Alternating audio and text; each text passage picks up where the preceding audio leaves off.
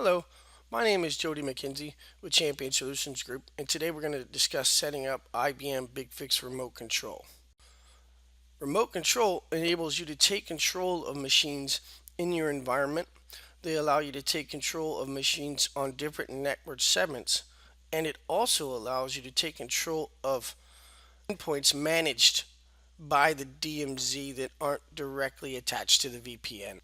Now, there are a few requirements here. One is that you have SQL Server already installed. We do here in this virtual machine. And you must have the server authentication to SQL Server and Windows authentication mode. The final requirement is that you have the SA account enabled or an equivalent database account. And as you can see here, we have that enabled. So now we can continue on with our installation. In order to install that, we're going to have to go to inside Bigfix. In your Bigfix console, you're going to have to go to Systems Lifecycle, Remote Control, and then Windows Deployment, underneath Deployment. And then we are going to select this download IBM Bigfix Remote Control Server for Windows. And we're going to take action on this on the machine that we would like to be our remote control server. I am going to tell this to download it directly to the C drive, and that's where we will launch our installation anywhere. I'm going to target my machine that is my remote control machine server, and once that's complete, we will then browse to the C drive and see our application. So we've ran the fixit on our remote control server, and now we're going to RDP into that server and launch the installation anywhere. That should be sitting on the C drive.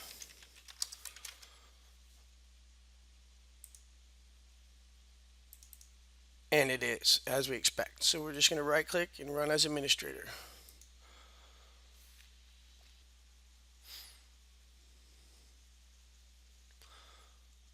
And now we're going to walk through the installation generator. We're going to just accept end user license agreement. We're going to accept the default to where we want to install this. Now we're going to select our database. We already have SQL Server installed. We're going to use this as localhost. The port should be 1433. The account should be SA or whatever you have enabled, and obviously that user's password. The database name we're going to keep the same. Now this is a SQL Server JDBC connector. You may have to download this, but you can just search for SQL JDBC 4 and download that directly from Microsoft. I have already done that. I've put it here to create the database since it's local. And now we're going to put the path data. This is basically where you want it to go. And we will hit next. Now we're going to change the port to 8885 and 4445. We're going to use an auto-generated certificate store, and we are going to overwrite any existing one. We are not going to enable SSO at this point, so we can just click next here. And we are going to change this to C icons.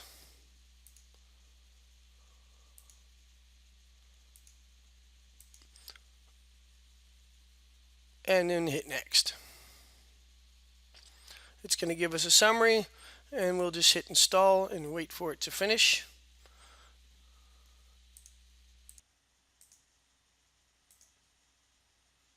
And as you can see here, it's finishing up. And our installation is now complete. So to double check this, we are going to open up a browser, and we're going to type https server name :445, which is the port we set up during the install, /trc. And if you'll notice, your username is going to be admin and password. And as soon as we type that, it's going to ask us to change the credentials.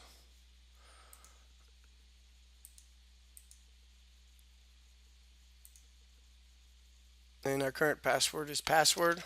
And then you just change it to whatever you'd like it to be.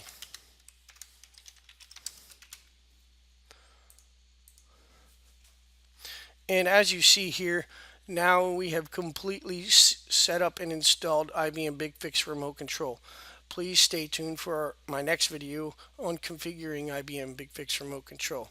Thank you for your time. Don't forget to ask me how to automate your Windows 7 to Windows 10 migrations.